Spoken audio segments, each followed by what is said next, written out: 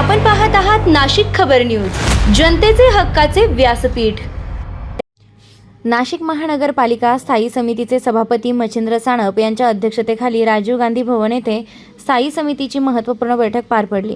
बैठकीला महापालिका आयुक्तांसह सर्व विभाग प्रमुख अधिकारी तसेच स्थायी समिती सदस्य उपस्थित होते। शहरातील विकास कामे, आरोग्य, प्रशासन आणि नागरिकांच्या विविध समस्यांवर यावेळी सविस्तर चर्चा करण्यात आली। बैठकीदरम्यान नगरसेविका दीपाली कुलकर्णी यांनी आपल्या प्रभागातील नागरिकांच्या वतीने वडाळा गाव येथील सावित्रीबाई फुले आरोग्य केंद्राचा गंभीर प्रश्न उपस्थित केला।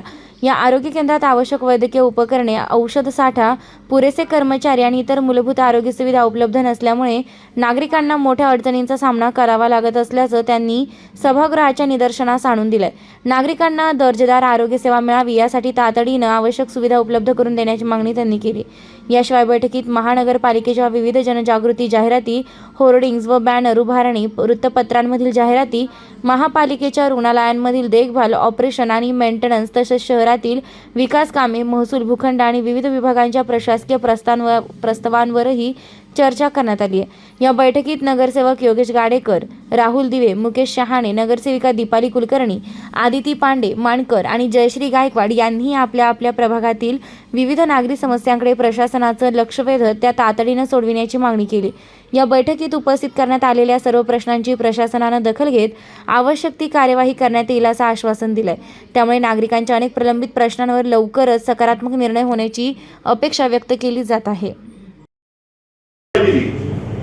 मग जर महानगरपालिकेच्या एका दुसऱ्या इमारती आपण जर रेडिएटर प्रमाणे देणार तर मग यांना 11 हेक्टर जागा आयुक्त महोदया आपण एवढा तुटपुंज भाड्यामध्ये का देतो आहोत हा आपला प्रश्न आहे।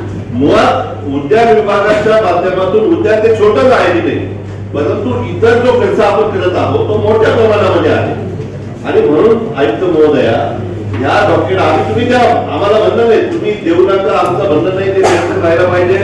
तुम्हाला सांगतो दादासाहेब फाळके यांनी चित्रपट सृष्टीला एक वेगळं वळण आणि सुरुवात त्यांनी केली होती आणि ते नाशिकचे भूमिपुत्र होते। आणि तुमच्या माहितीसाठी सांगतो का त्या दादासाहेब फाळके स्मारक आणि बुद्ध स्मारक याची पायाभरणीच माझ्या वडिलांनी केलेली आहे। यांचे वडील उपमहापौर होते, माझे वडील महापौर होते, त्यावेळेस भूमिपूजन आम्ही केलं आणि उद्दिष्ट आमचं होतं का नाशिकच्या सौंदर्यामध्ये भर पडली पाहिजे। तर आमचं उत्तर देताना एवढंच म्हणा की तुम्ही भाडं एवढं कमी का घेता, 80% तुम्ही आणि 20% खर्च करताय का, त्याचा खुलासा केला तर बरं। आता पहिला प्रश्न होता की तो दिल्लीचा आहे, परंतु तुम्ही बघू शकता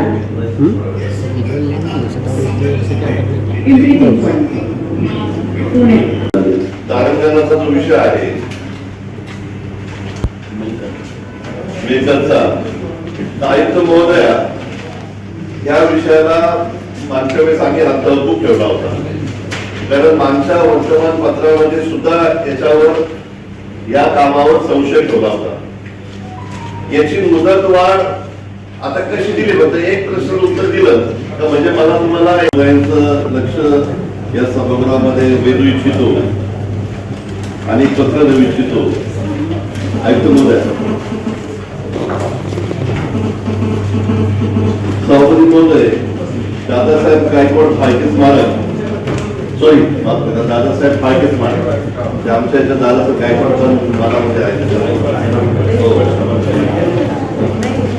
दादासाहेब फाळके स्मारकाचं वेस्ट टू वंडर पार्कला आपण काही 43 महिन्यासाठी आपण हे भाडे तत्वावर देत आहोत। यामध्ये सभापती महोदय आपल्या माध्यमातून आयुक्त महोदयांचं लक्ष वेधू इच्छितो की या दादासाहेब गायकवाड सभागृहाला बांधकाम विभागाच्या, विद्युत विभागाच्या माध्यमातून जवळपास 10 कोटी रुपये आपण खर्च केलेला आहे।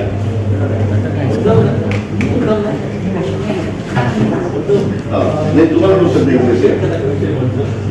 आणि दादासाहेब भुसे हे आमचे शिक्षण मंत्री यांनी सुद्धा डीपीडीसीतनं याला पैसे दिलेले आहेत आणि चित्रपट महर्षी दादासाहेब फाळके आहे आणि त्यामध्ये खूप वेगवेगळे कारंजे असतील, लॉजिक आहे, बऱ्याच काही गोष्टी आहेत आणि त्यामध्ये सगळ्यात महत्वाचं 11 हेक्टर जागा आहे।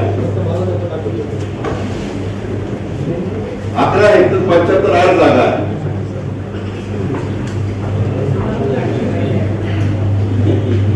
माझं एवढंच म्हणणं आहे की आपण एखाद्या संस्थेला देतोय, मान्य आम्हाला द्या तुम्ही, आमचं म्हणणं नाही, परंतु वेस्ट टू वंडर पार्क ही जी संस्था आहे यांनी दिल्लीचे गार्डन केलेलं आहे आणि मला माहित नाही का ते गार्डन कोणी बघितलंय का आपल्या इथं. त्यांनी ते दिल्लीचं गार्डन केलं, ते तत्वावर केलं. आपली टेकडी सर्वांनी जाऊन पुणेचं गार्डन बघितलंय. पुणेचा मी तुम्हाला सगळ्यांना लिंक पाठवते. पूर्ण महाराष्ट्रात त्याची कौतुक झाली आहे, मी पाठवते. मी 2च मिनिटात माझं संपवतो मॅडम. मी तुम्हाला आपण दिल्लीचा नाही पाहिला, पण पुणेचा पाहतो. पण फक्त पुण्याचं नाही केलं यांनी. महाराष्ट्रात नाही केलंय. नाही, यांनी फक्त दिल्लीचं केलेलं आहे. आणि सगळ्यात महत्वाचं आहे मोदी, माझा साधा प्रश्न आहे, माहिती जातात तुम्ही आयुक्त महोदय, माझं एवढंच म्हणणं आहे, गमतीचा भाग नाही, परंतु मुळात हे डॉक्टर उद्यान विभागाने ठेवायलाच नको होतं. हे मेकरचा विषय आहे. याच्यामध्ये आयुक्त महोदया, आपलं त्या ठिकाणी फेब्रुवारी पर्यंत आपण तिकीट कलेक्शन करायचो. 1 मिनिट ऐका, आपण तिकीट कलेक्शन करायचो आणि ज्या वेळेस ते अद्यावत होतं त्या तिकीट कलेक्शनला आपल्याकडे जवळपास महिन्याला 2-3 लाख रुपये जमायचे. आपली भरतीचे पण आहे नवीन, त्याला पण 15,000 आहे ना. आता इंजिनियरला 15,000.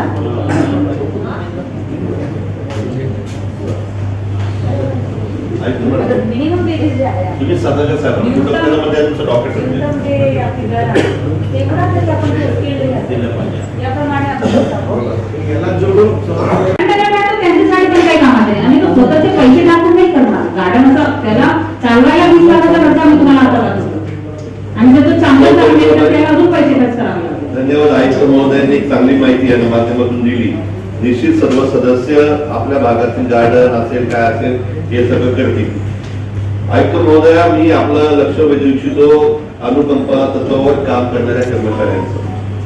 महानगरपालिकेच्या पटलावर अनेक अनुकंपावर कर्मचारी काम करत असतात आणि काम करत असताना जेव्हा आपण त्यांना ऑर्डर देतो कामाची, ऑर्डर दिल्यानंतर त्यांना पूर्ण पगार देणं ही त्यांची मागणी आहे. सभापती महोदय, नाशिक महानगरपालिकेला पत्र पाठवतोय. पत्रामध्ये ज्यावेळेस कोणी सचिव असेल त्यांनी त्याच्यामध्ये त्यांनी म्हटलं होतं की अनुकंपा तत्व नियुक्ती देखील नियमित वेतन श्रेणी देणे अभिप्रेत आहे. पुढे त्यांनी असं म्हटलं अनुकंपा तत्व एकत्रित वेतन नियुक्ती देणे अनुसूचित नाही. आणि आपल्या माध्यमातून सांगू इच्छितो की अनेक कर्मचाऱ्यांना आपण फरक दिलेला आहे. अनेक इंजिनियर लोक जे आहेत त्यांना आपण फरक दिला 2-3 वर्ष म्हणजे अनुकंपा तत्वाने त्यांच्या कोणतरी वाढतात, त्यांच्या वाढाच्या नोकरी लागतात.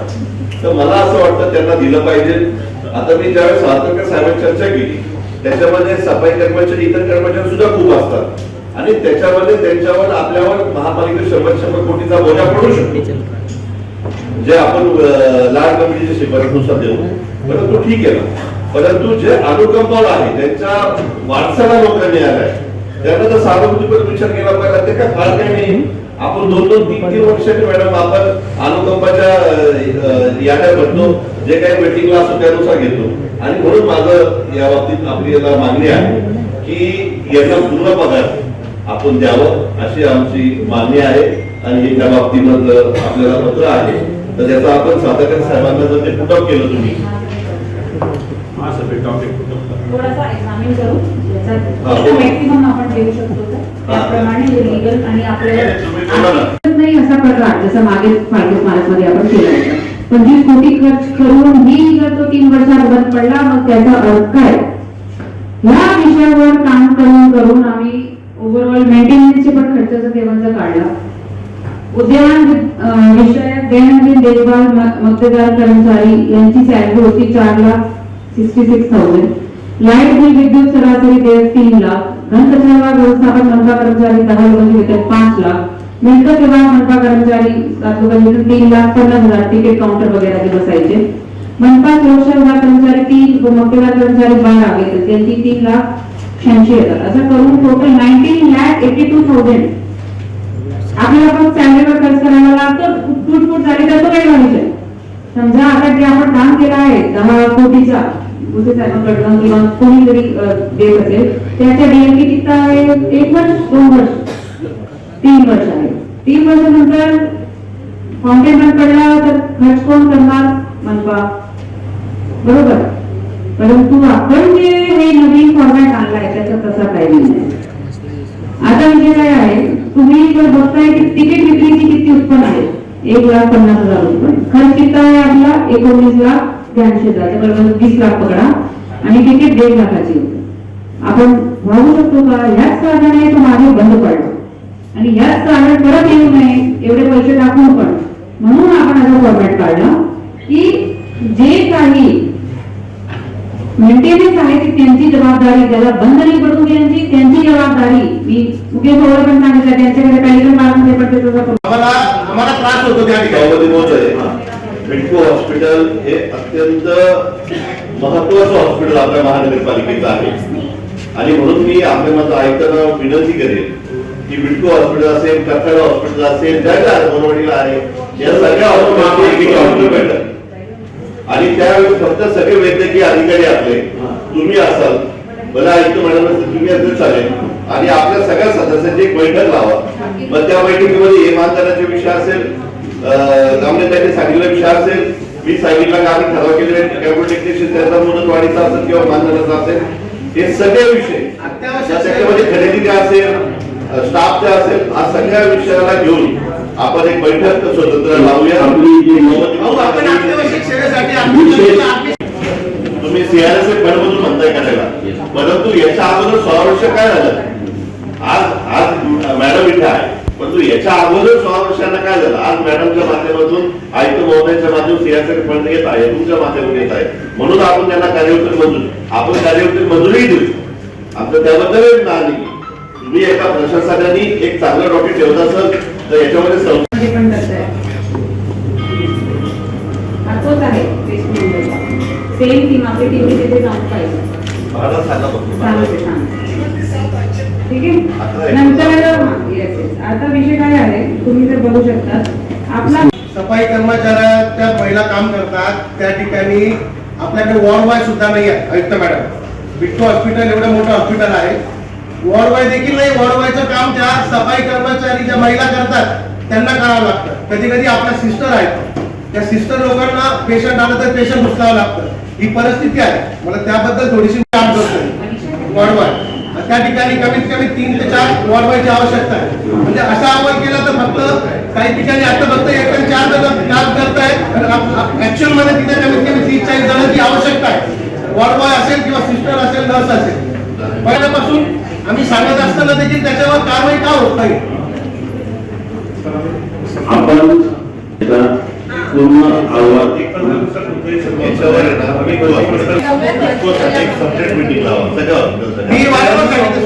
आपण मला सांगितलं होतं की आपण आपली एखादी प्रॉब्लेम त्या ठिकाणी व्हिजिट करणार. सकाळी 9 ते 1 आणि दुपारी 4 ते 6 त्यांना कामावरती बोलवतो. आणि हे 1,10,000 जे आहे हे सर्व स्पेशालिस्ट आहे. याच्यामध्ये physician, radiologist, anaesthetist, paediatrician, gynaecologist, orthopaedics, ENT surgeon असे सर्व विषय तज्ञ आहेत. ते 1,10,000. पण आता हे जे आपण लोक सांभाळतो आहोत, जर आपल्या इथे रुग्णालय आहे, समजा आता माझ्या इथे वडाळ्याला प्राथमिक आरोग्य केंद्र आहे, बरोबर, ते आपण प्रसूतीगृह म्हणून मंजूर केलेले. पण आयुक्त मॅडम प्रभाग क्रमांक 30 मध्ये सावित्रीबाई फुले प्राथमिक आरोग्य केंद्र जे आहे ते आपण प्रसूतीगृह म्हणून मंजूर केलेलं आहे. पण त्या ठिकाणी काहीच होत नाही, सगळ्या रूम्स रिकाम्या पडलेल्या आहेत आणि डॉक्टरांच्या आभारी तिथे काहीही प्रसूती होत नाही आणि तिथल्या लोकांना जाकीर हुसेन, कचरा अशा ठिकाणी जावं लागतं. मग आपण ते केव्हा सुरू करणार? किंवा ह्या डॉक्टरांचा आपल्याला उपयोग होणार नाही का? इथे जे गायनेकॉलॉजिस्ट आहेत, जर त्यांना ते किती उपयोग काढतात सकाळी संध्याकाळी? साधारणपणे प्रत्येक ठिकाणी प्रत्येक स्पेशालिटीची साधारणपणे किमान 60 एम्प्लॉई होते. सकाळी पण आणि संध्याकाळी पण दोन्ही मिळून म्हणजे फक्त 30 ची ओपीडी आहे त्यांची एका वेळेस. मग अशा वेळी जर त्यांना वेळ असेल तर ते आपल्या प्राथमिक आरोग्य केंद्रात नाही जॉईन करू शकत का? इमर्जन्सी सुद्धा वर्क आहे त्याच्यामध्ये ऑपरेशन करणं, जसं आता आपण गॅनेकोलॉजी बोलत आहोत तर साधारणपणे आपल्या 150 हॉस्पिटलमध्ये होतात, इतर हॉस्पिटल मिळून सुद्धा 150 सीझर होतात, एवढ्याच प्रमाणामध्ये डिलिव्हरी सुद्धा होतात. त्याच्यामुळे प्रत्येक डिलिव्हरीला जाणं, प्रत्येक सीझर कॉल अटेंड करणं, नसेल जरी होत तरी सुद्धा जाऊन बघणं, असे विविध त्यांचे इमर्जन्सी कॉल ह्यामध्ये होत असतात. आमच्या महिला डॉक्टर सुद्धा रात्री अपरात्री स्वतःच्या गाडीने हॉस्पिटलला जाऊन पेशंट बघून परत येतात. त्याच्यामुळे ते काम भरपूर चांगलं आहे. जसं आता आपण म्हणत आहात की आपण आरोग्यवर्धिनी सुरू केले, आपल्या दवाखाना सुरू केले. कोविडच्या आधी जर हे काहीच नव्हते, त्याच्या काळामध्ये साधारणपणे आपली 70,000ची वार्षिक ओपीडी व्हायची बाह्य रुग्ण विभागाची. आज ती साधारणपणे 6.5 लाख बाह्य रुग्ण झालेले आहेत आणि आंतररुग्ण साधारणपणे 8,000 आपल्याकडे आंतररुग्ण ट्रीटमेंट येतात. त्याच्यामध्ये साधारणपणे 5,000 आपल्याकडे ऑपरेशन्स होतात. तरी आज पेपरमध्ये ती बातमी आलीच की नाही की 6 दिवसांनी लॅब टेस्टचे रिपोर्ट दिले गेले. हे अत्यंत चुकीचं आणि गंभीर गोष्ट आहे. बरोबर आहे, स्टेट फंडेड लॅब आणि आहे. हाच प्रॉब्लेम आमच्या इथेही आहे. रुग्ण कल्याण समिती त्यांनी तयार केलेली आहे, त्या समितीचे त्यांनी मला अध्यक्ष केले आणि त्या मीटिंग मध्ये सुद्धा हाच प्रॉब्लेम होता आयुक्ताकडे की लॅब टेस्ट या खूप उशिरा येतात. खूप व्यवस्थित आणि माहिती तयार केली करून पेशंटला. आणि कायमसाठी आपल्याला रिपोर्ट मिळतो ना, असं व्हायलाच नको. एक 15 दिवसात आमचं वर्कआउट होऊन जाईल आणि आम्ही त्याच्यामध्ये भरती काढणार आहोत. देवकर सरांनी त्यावेळेस मला हेच उत्तर दिलं होतं 1 का 2 महिन्यापूर्वी की 15 दिवसात आपलं सगळं तयार होईल. आता हे 15 दिवस तुमचे कधी संपणार? आपण ठीक ठेवली त्याच्यामध्ये आपण हे सर्व विषय शहराची दिशा संपन्न झाली पाहिजे. याच्यात आपण पण चुकलेले तुम्ही याचा एक पेपर मिळालंय, सगळं तुम्ही डिटेल द्या. तुम्हाला अधिकार आहे का? तर तुम्हाला अधिकार नाहीये. शासनाची तुम्हाला मंजुरी घ्यावी लागणार. त्याची ती माहिती देता आहे, तीच माहिती देत आहे. 2 मिनिट लाईट चालू करा. आपण जोपर्यंत तो महापौरनिधी होत नाही तोपर्यंत यातून आपण आणि या मुद्द्यांचा जर आपण आयुक्त महोदय आपण जर अभ्यास केला तर मला असं वाटतं तुम्ही जर या सगळ्या लोकांना दिले तर त्याच्यात सुद्धा मला असं वाटतं फरक पडेल. त्यात कोण कोणी किती किती रस्ते केले, त्याच्यात काय काय केलेलं आहे. तर म्हणून सभापती महोदय, परवा जी आपली सभा आहे त्याचे सगळे सदस्य तर बोलणारच आहे, परंतु या सुद्धा मुद्द्याचं 2 दिवसात आपण याच्यावर हे केलं. आयुक्त महोदयांनी जर अग्रवाल साहेबांना सूचना दिल्या की तात्काळ लगेच तुम्ही वर्क ऑर्डरला सुरू करा. जे कोणी वर्क ऑर्डर घेणारे असतील त्यांना वर्क ऑर्डर द्या. वर्क ऑर्डर आपण का देत नाही त्यांना जर विचारलं नाही सत्याहत्तर कामाचं वर्क ऑर्डर बाकी तर सहसा बोलले. खुलासा करा. एक मिनिट मला 1 मिनिट खुलासा करताय.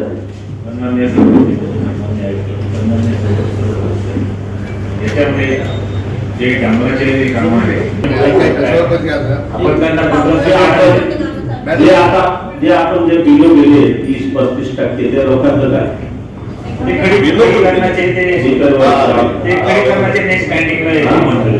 आपलं क्वालिटी कंट्रोलचं कोण आहे?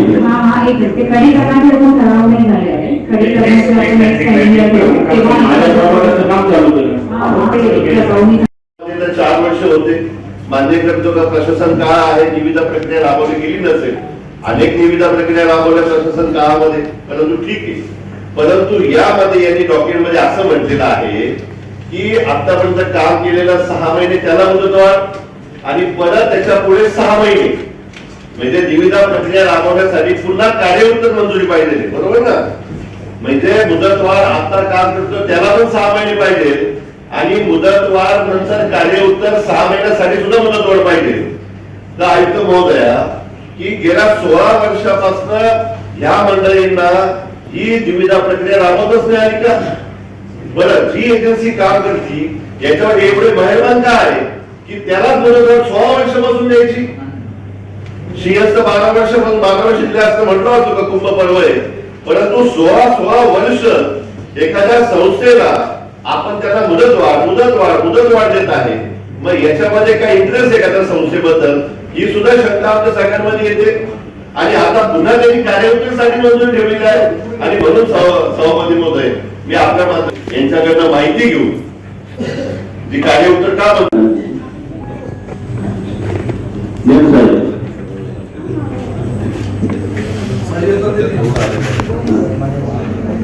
बोला विषय असा होता की ते जो आपला एक नाशिकचा आपला एक व्यक्ती बघायला लागतात हॉस्पिटलमध्ये.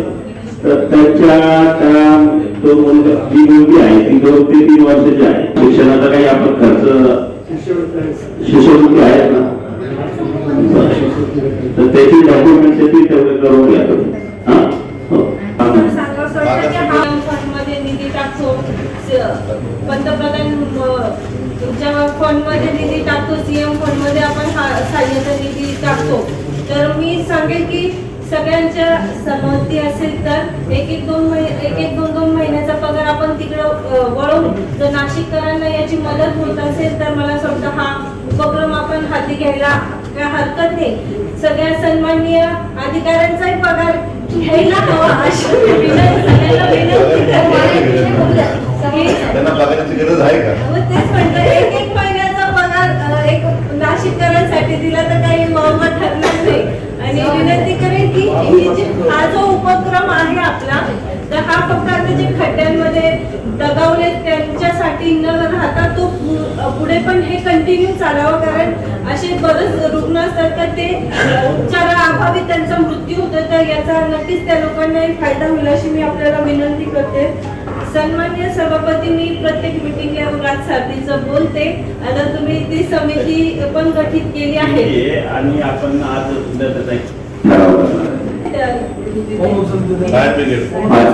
फायर ब्रिगेड हलवाय कुठं नाही, पण तो जो कॉन्ट्रॅक्टर आहे ना तो रात्रीचे 4-5 लोक ठेवतो ड्रायव्हिंग साठी आणि दिवसा त्याच्याकडे ड्रायव्हरच नसतात. तर असं किती असं प्रत्येक वेळेसच होतं. तर आमच्याकडे कधीच नसतं. जयरागे साहेब वैकुंठ दांगड ड्रायव्हर दिवसा नसता फोन उचलत रात्रीचे फक्त ठेवतात. रात्री काय पाहिलं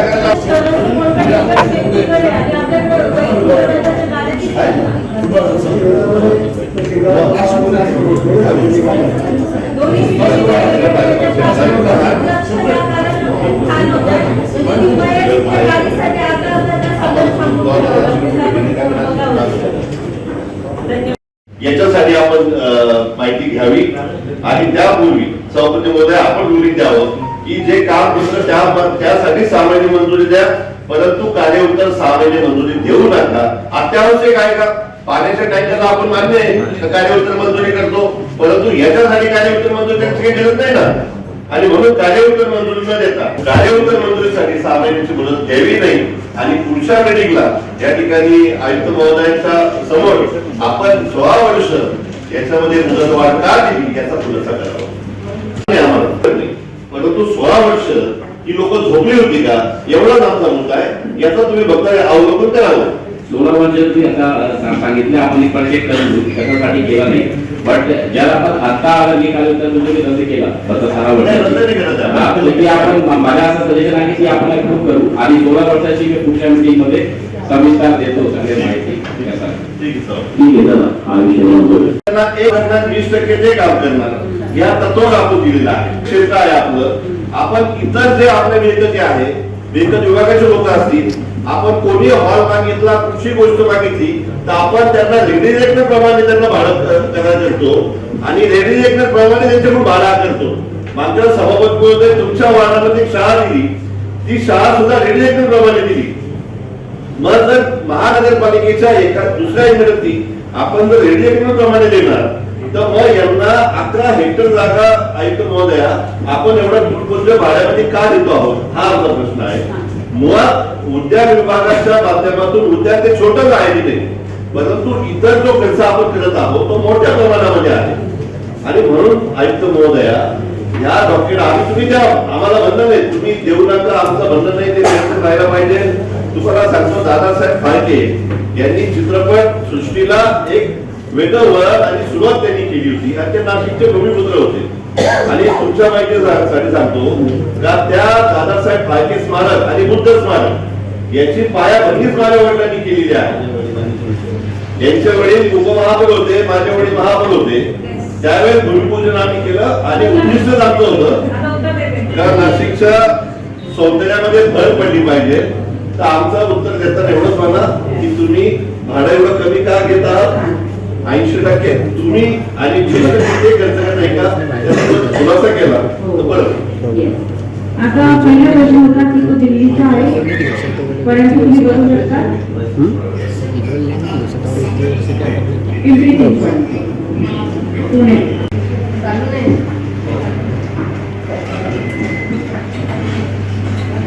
विषय पत्रिका घेऊ पहिले, पण नंतर आपण मला 2 मिनिटं बोलायचं आहे. आरोग्याविषयी बोलायचं आहे. आता हॉस्पिटलमध्ये त्याला भेट दिली त्यावेळेस मला तिथे लक्षात आलं की डॉक्टरच नसतात 12, 12:30, 1 पर्यंत. आणि शुगरचे जे लोक असतात त्यांना उपस्थिती जे ब्लड टेस्ट करायची असते, मग त्यांनी काय 12 वाजेपर्यंत तसंच थांबायचं करा. डॉक्टर नसतात, लॅब टेक्निशियन नसतात.